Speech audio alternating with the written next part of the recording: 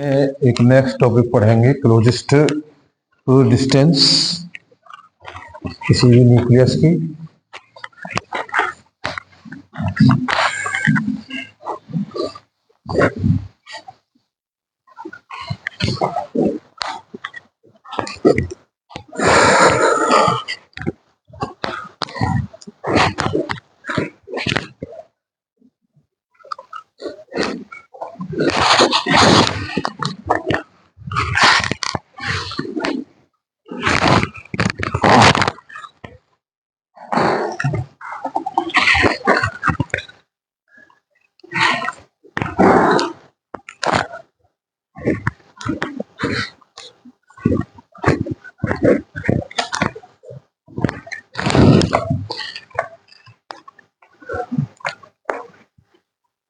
ये है distance of closest approach.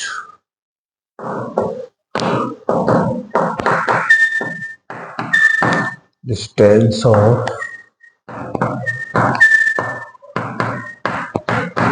Closest approach.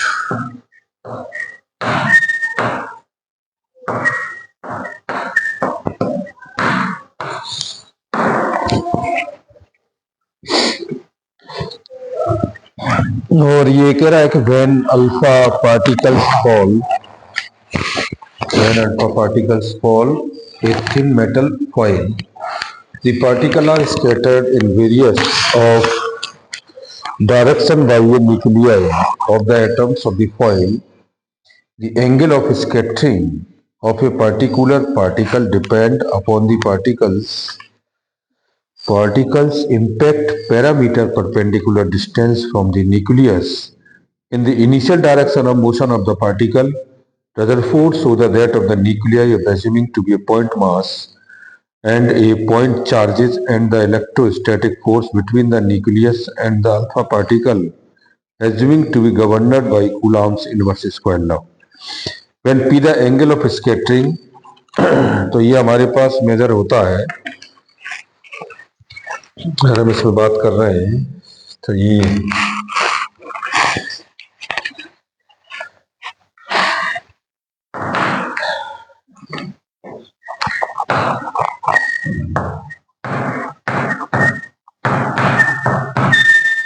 an alpha particle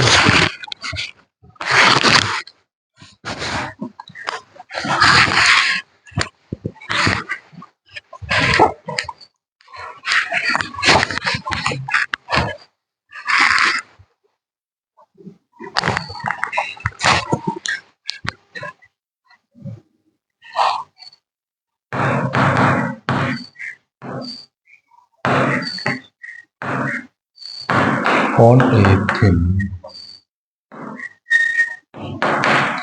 metal foil, the particle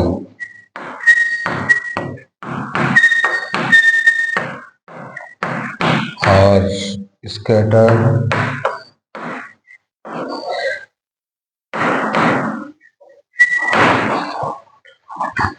in various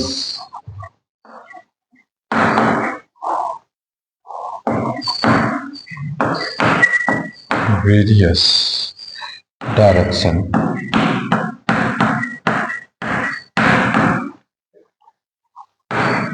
by the nuclei of the atom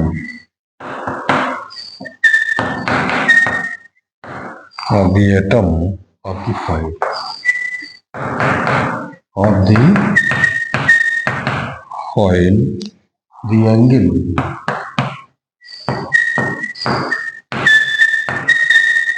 angle of scattering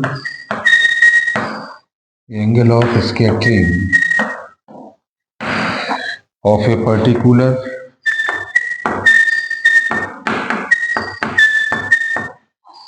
particle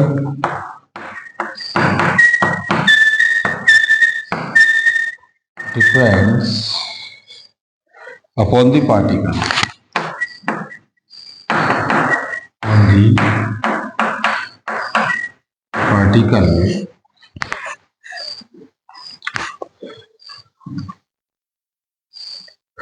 impact parameter.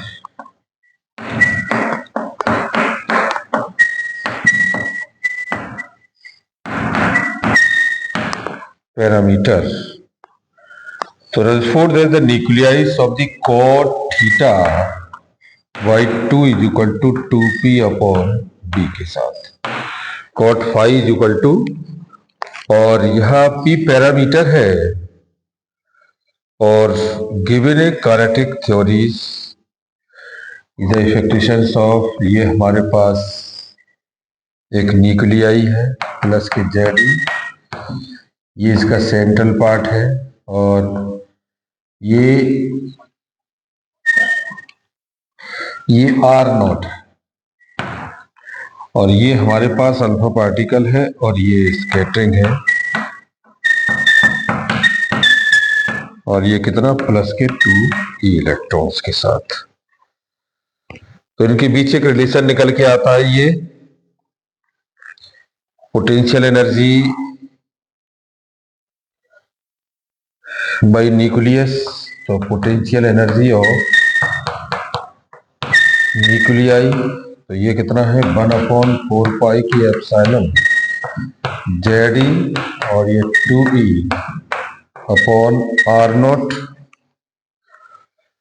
और ये relations हमारी होती है 1/4 pi की epsilon 2 Z ई का square upon are not के साथ।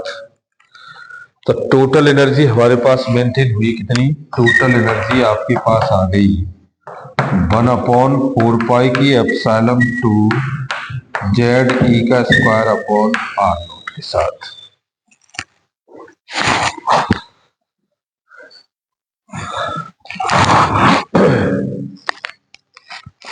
तो आर हमारे पास कितना आ जाएगा, आर की वैल्यू अगर हम निकालेंगे तो आर हमारे पास हो जाएगा R naught is equal to 1/4 pi की एप्सिलॉन 2 जेड ई का स्क्वायर अपॉन ई के साथ। ये हमारे पास आर की वैल्यू निकल आई। आर हमारे पास कैसा है, क्लोजेस्ट अप्रोच डिस्टेंस है। आर जो है हमारे पास क्या है, closest approach distance, closest approach distance है। और kinetic energy certain values of the formula, जबकि एक्चुअल किसी न्यूक्लियस का जो रेडियस है हमारे पास वो कितना रहता है, ये रहता है R is equal to R naught A की पावर 1/3, और आर की वैल्यू 1.3 इंटू 10 की पावर, और ये माइनस के 15 मीटर, कितना 10 की पावर -15 मीटर आर नॉट के साथ। तो हम इसका डेंसिटी भी निकाल सकते हैं, इसका एटॉमिक स्ट्रक्चर मास भी निकाल सकते हैं। तो अब हमारे पास इसका अगर वैल्यू आती है तो डेंसिटी, तो मास इज इक्वल टू आपका होता है डेंसिटी इनटू वॉल्यूम। तो ये वैल्यू हो गई कितनी, m/v, और मास ऑफ द न्यूक्लियस का वॉल्यूम हो गया 4/3 पाई, और ये r की क्यू, तो ये आपका हो गया m/4/3 पाई, और ये r की क्यू, और ये इंटू a के साथ। ये एटॉमिक मास है, एटॉमिक मास। तो ये वैल्यू आपकी आ गई कितनी, क्यू हो गया।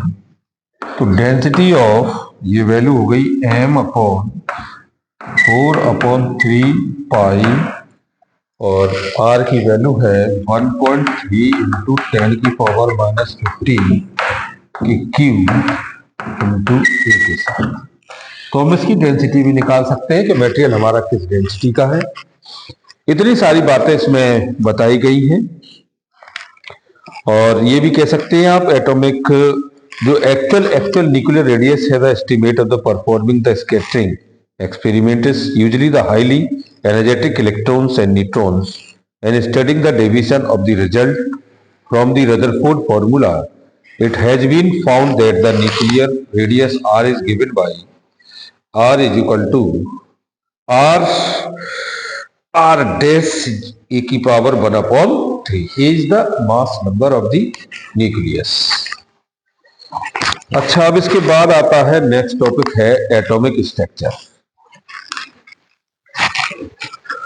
अब लेते हैं हम इसके बाद एटॉमिक स्ट्रक्चर के बारे में डिस्कस करेंगे।